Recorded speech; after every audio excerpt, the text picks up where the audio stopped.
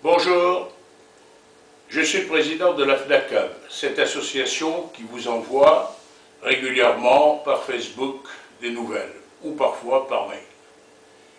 J'ai été nommé à ce poste en 1994, date de la création de l'association. Elle a été créée par des particuliers et des entreprises qui ne voulaient plus subir le diktat du système bancaire. Nous avons 20 ans d'expérience. Si nous devons chiffrer nos résultats, c'est-à-dire les traduire en chiffres, nous avons actuellement récupéré plus de 14 millions d'euros au bénéfice de nos adhérents. Comment se répartissent-ils?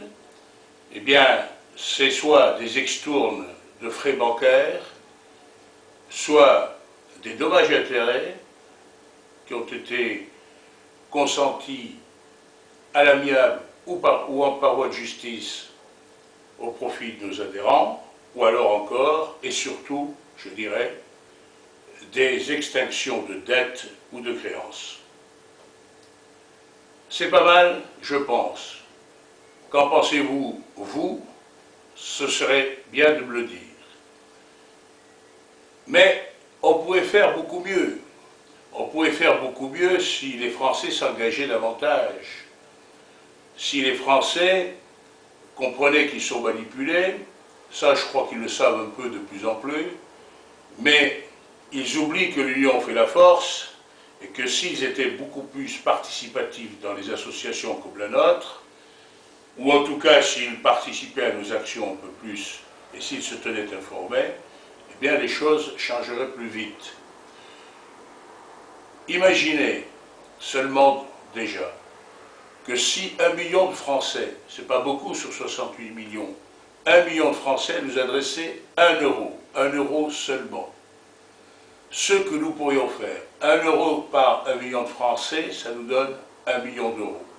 Ce million d'euros nous permettrait de placarder dans toute la France le refus de ce système, par exemple. Ça permettrait de mener des actions de lobbying extrêmement sérieuses. Voilà. Sachez que les banques tirent leur force de la peur qu'elles inspirent à leurs clients. Et elles tirent leur force du lobbying qu'elles font au niveau gouvernemental et auprès des politiques. Ne croyez pas qu'elles-mêmes soient très rassurées toujours.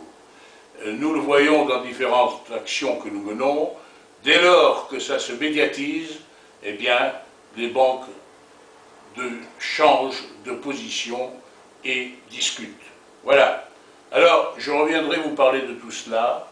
Je pars dans des petites vidéos et nous vous dirons ce qui est possible et ce qui serait possible de faire et ce qui serait souhaitable de faire. La protection, la défense de chaque personne victime d'un abus bancaire, c'est avant tout une protection collective qui l'assurera. C'est si nous faisons changer les lois. Changer les lois, et je vous expliquerai que c'est possible, et d'ailleurs, de temps en temps, nous arrivons à obtenir des petites réformes. À bientôt, et n'hésitez pas à me donner vos avis par Internet, par Facebook et par tout moyen que vous désirez utiliser. Merci et à bientôt.